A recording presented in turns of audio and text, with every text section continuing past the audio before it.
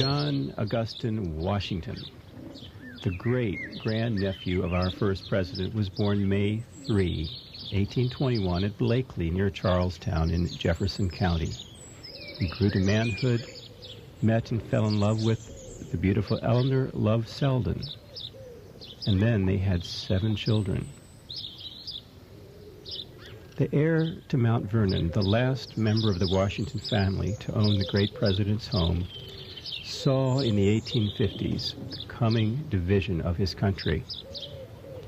Wisely, he sold the national landmark in 1859 to the Mount Vernon Ladies Association amid a crescendo of short-sighted misunderstanding criticism.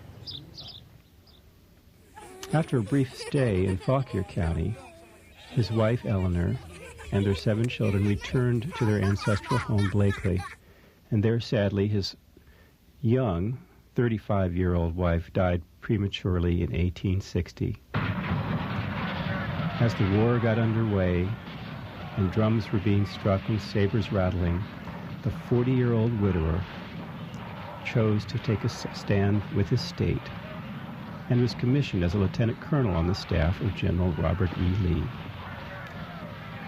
He then accompanied General Lee west in Lee's first campaign. General Lee and Colonel Washington shared a tent and field grub. Now, this campaign led them into what is now West Virginia. Union General Joseph Reynolds had about 9,000 men near his headquarters at Elktown, now West Virginia. It was September 1861. Heavy rains, rough terrain around Cheat Mountain confused and confounded Lee's strategy to attack Reynolds' forces on September the 12th. So General Lee's son, then Major W.H.F., or call him Rooney Lee, mounted his horse to go on a reconnaissance of the area, and with him he asked for the company of Colonel Washington. They did not know a similar Union scouting party was coming their way at the same time.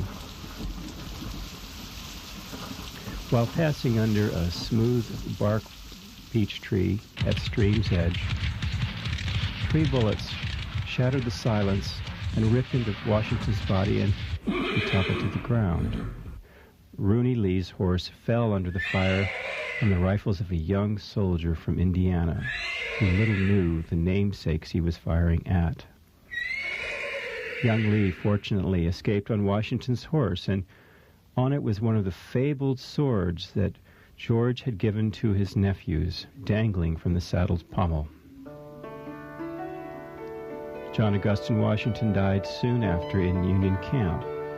Great reverence and care was given to Washington when his namesake was known, and later his body. However, his rich field dress was the stuff of souvenir hunters. First the pistols went, then a belt knife went to a corporal, the gauntlets to a private, and lastly, the field glasses to the commander. Robert E. Lee was crushed to lose an old friend, still knew himself to the wages of combat. He maintained a special bond with his old friend's eldest daughter, 17-year-old Louisa, now one of 7 orphans still living at Blakely, which in the meantime had become the property of their uncle, Richard Blackburn Washington. General Lee, as a father, felt a need to write. The letter dated September 16, 1851, in camp on the Valley River, he wrote, "My dear Louisa, with a heart filled with grief, I have to communicate the saddest tidings you have ever heard." He wrote her with a gentleness that war's emotional price would later prohibit. The great general invoked in an attached letter the magic of the Washington name.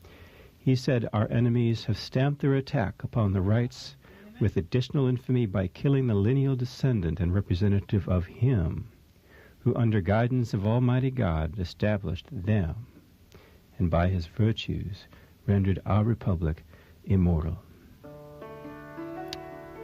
As the dreaded war wore on and lives were taken, Lee seemed to bear the struggles of this first loss and kept in his heart a living memory of these young orphans. He wrote Louisa the following year, "I cannot express to you how often I think of you, and how I wish to see you and your sisters and brother.